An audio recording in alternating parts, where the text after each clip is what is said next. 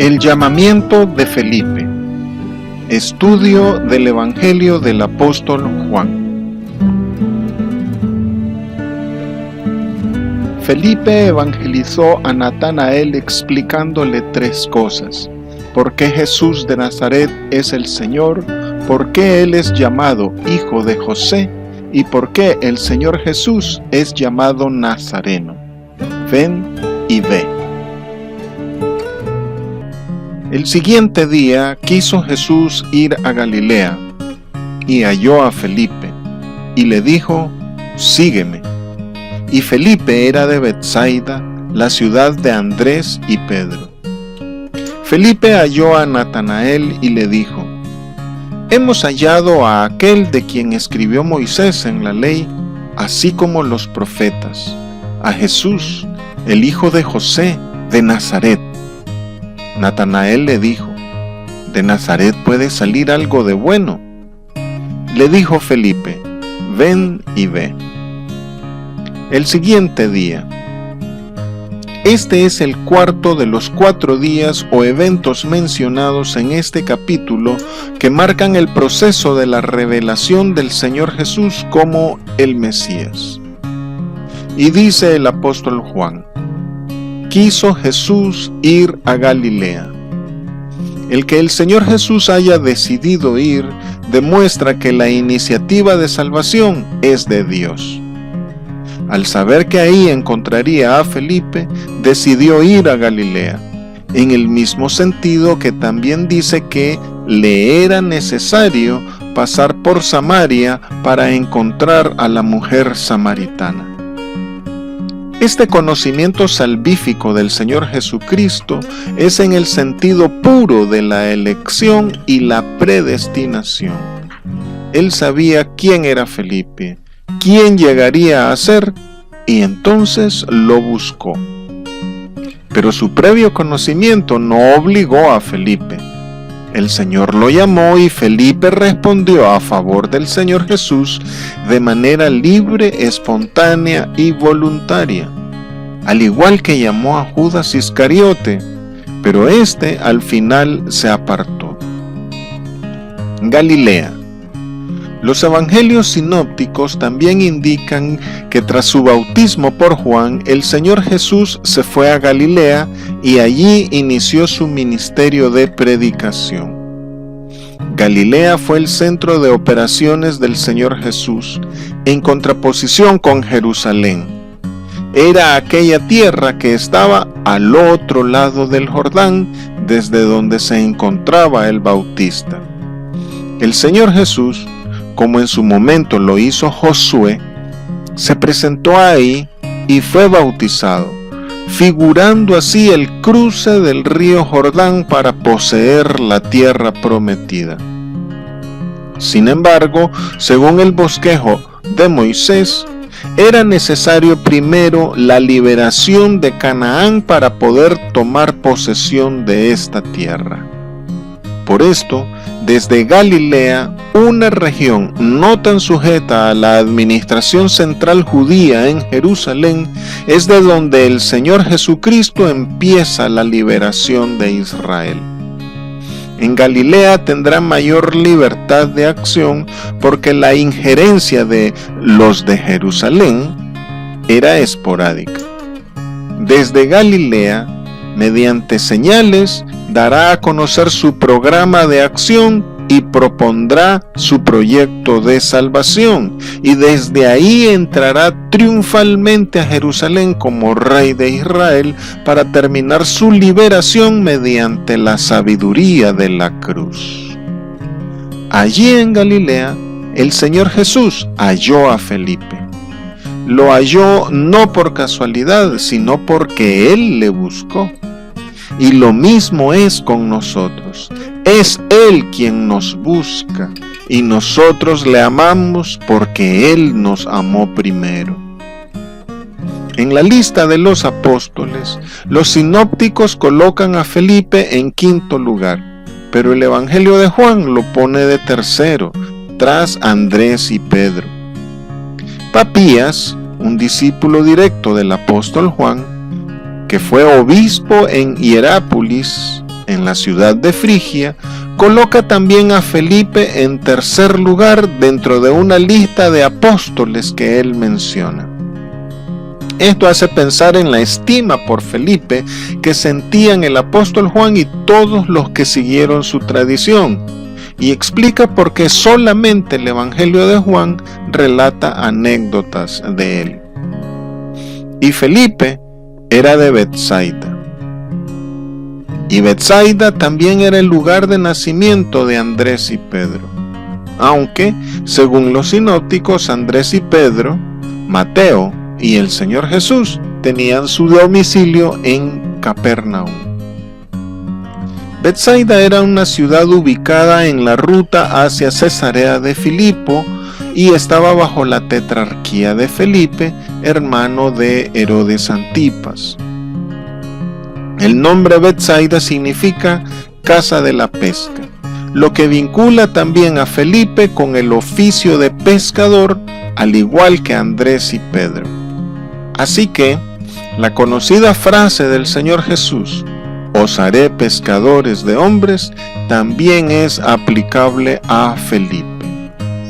Betsaida era un territorio judío habitado mayoritariamente por no judíos, es decir, por gentiles, lo cual explica por qué tenían nombres griegos: Andrés, Simón, Felipe. Esta ciudad llena de gentiles apunta a una orientación ministerial de estos discípulos entre los judíos de la diáspora, es decir, entre los israelitas que vivían fuera de Israel, a los cuales se les conocía como griegos. Por esto, en el capítulo 12, versículo 20, vemos que Felipe y Andrés actuaron como intermediarios entre Jesús y unos judíos griegos, mostrando la misión que ellos tendrían entre estos judíos griegos. Tanto así que hoy día Andrés es considerado la cabeza de la Iglesia Ortodoxa griega. Según la tradición de la Iglesia Ortodoxa, Felipe predicó en Grecia, Arabia y Candacia, y junto a Bartolomé y el apóstol Juan atacaron el culto pagano a Apolo en Hierápolis. Luego de un tiempo, Felipe halló a Natanael. Según el capítulo 2 del Evangelio de Juan, el primer lugar de Galilea al que llegó el Señor con sus discípulos fue Caná de Galilea. Probablemente fue allí donde el Señor Jesucristo halló a Felipe y donde éste se encontró con Natanael. La necesidad de comunicar la experiencia de Jesús es mostrada ahora en Felipe. Lo mismo que Andrés hizo con Pedro, ahora Felipe lo hace con Natanael. ¿Y quién es Natanael? Este discípulo no aparece en la lista de los 12 dada por los sinópticos, pero muchos lo identifican con alguno de ellos. Por ejemplo, la Iglesia Ortodoxa griega dice que Natanael, por ser de Caná, es el mismo apóstol Simón el Cananeo. Otros dicen que Natanael es Bartolomé, porque en la lista de los 12 dada por los sinópticos, Bartolomé aparece después de Felipe, igual que en la secuencia que da el apóstol Juan.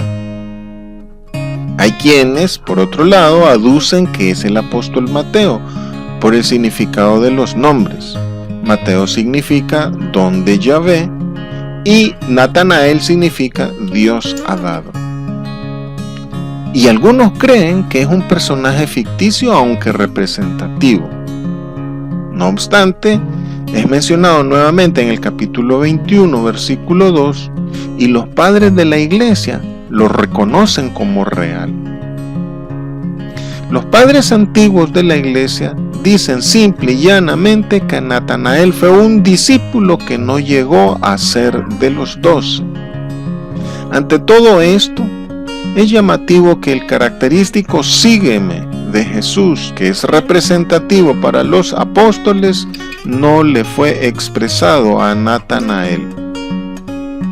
La especificación de Natanael como de Betsaida lo coloca en un contexto histórico puntual y le da carácter de persona real que estuvo en contacto con Jesús, de quien todo acto se saca un significado teológico. El apóstol Juan muestra aspectos de la vida del Señor no tratadas por los sinópticos que dan a conocer más de su identidad y su mensaje. Esto significa que el apóstol Juan no necesita recurrir a personificaciones engañosas. Por otro lado, según el capítulo 1, versículo 48, Natanael es un israelita versado en las Escrituras, versado en la postura rabínica de la interpretación de las Escrituras, así como también lleno de sus prejuicios, incluidos los geográficos. Y Felipe también le dijo a Natanael que Jesús era de quien escribió Moisés y los profetas. Hay quienes traducen esta frase como al descrito por Moisés en la ley y por los profetas. El testimonio que ahora da Felipe a Natanael es más completo que el que dio Andrés a Simón, agregándole 2 detalles más sobre Jesús como el Mesías. El permanecer con el Señor Jesús hace que el conocimiento acerca de Él sea cada vez más completo. La frase Moisés y los profetas es una manera de referirse a las Escrituras o a lo que hoy conocemos como Antiguo Testamento. En el capítulo 5, versículo 39, el Señor Jesucristo dice: escudriñad las Escrituras, porque a vosotros os parece que en ellas tenéis la vida eterna, y ellas son las que dan testimonio de mí.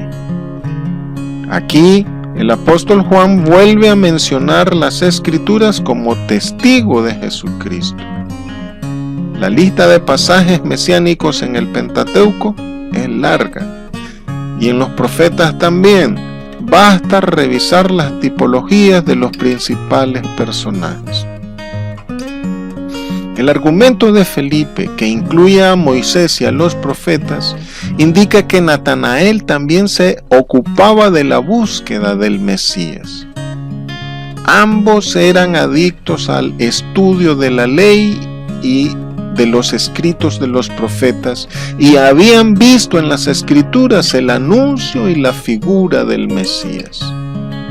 Al igual que Andrés, Felipe también habla en plural, revelando la mentalidad existente en ese momento de la gran expectativa que había en todo Israel sobre la aparición del Mesías. Ahora bien, el perfil que manejaban los primeros discípulos de Jesús acerca del Mesías era el de un legislador como Moisés y el de un rey como David. Por esto, antes de su ascensión, le preguntaron al Señor sobre la restauración e independencia de Israel. Pero fue hasta después de la resurrección del Señor y por la efusión del Espíritu Santo que los discípulos comprendieron la real naturaleza del mesianismo del Señor Jesús. Entre las pruebas que Felipe dio a Natanael está que Jesús era el Mesías porque era el hijo de José de Nazaret. Esta frase puede interpretarse de una manera literal y también de una manera teológica. De manera literal, que Jesús era hijo de José implica la confesión sobre la completa humanidad del Señor Jesucristo. Y de manera teológica, entraña el aspecto sufriente del mesianismo del Señor. Veamos la interpretación literal. En el capítulo 6, versículo 42 y en Lucas 4, 22, el Señor es reconocido como hijo de José. Y llamándole así, sus adversarios señalan la paternidad legal de José, el esposo de María. Pero en Marcos capítulo 6, versículo 3, Jesús es identificado como Hijo de María, donde los adversarios del Señor insinúan la ilegitimidad del nacimiento del Señor Jesús. Por tanto, con Hijo de José e Hijo de María, los adversarios del Señor buscaban desacreditar la revelación de Jesús de haber venido del cielo. Ante esto, hay quienes creen que la mención de estos episodios es una notoria honestidad de los apóstoles al tratar este espinoso asunto, sin ninguna intención de rehuir el tema. Parece que creen más en la descalificación que hacen los enemigos de Jesús que en el propio Señor Jesucristo. Pero no hay aquí ninguna espinosa verdad en el descrédito de los judíos, sino una firme constatación de la perfecta humanidad de Jesús frente a su origen divino. En muchos lugares del Nuevo Testamento, la doctrina cristiana afirma la verdadera humanidad de Jesús. Él se manifestó en carne, y su domicilio en Nazaret puntualiza su concreta identidad personal humana. Veamos ahora la interpretación teológica. Doctrinalmente, los rabinos creían en dos Mesías diferentes, uno que vendría sobre un asno y que perdería la vida, basándose en Daniel 9:26 y Zacarías 9:9, y otro que vendría en las nubes, basándose en Daniel 7:13. Estas dos facetas del mismo y único Mesías, los rabinos lo explicaban con dos Mesías diferentes. Según ellos, el que vendría primero lo haría como Mesías sufriente, y lo nombraron como Hijo de José por el paralelo con la vida de José en Egipto. Pero también le decían el hijo de Efraín porque pensaban que sería de la tribu de Efraín. El Mesías, hijo de José, vendría primero para preparar al mundo para el reino de Dios, pero considerando ese reino como un reino político terrenal desde Israel para gobernar a todo el mundo.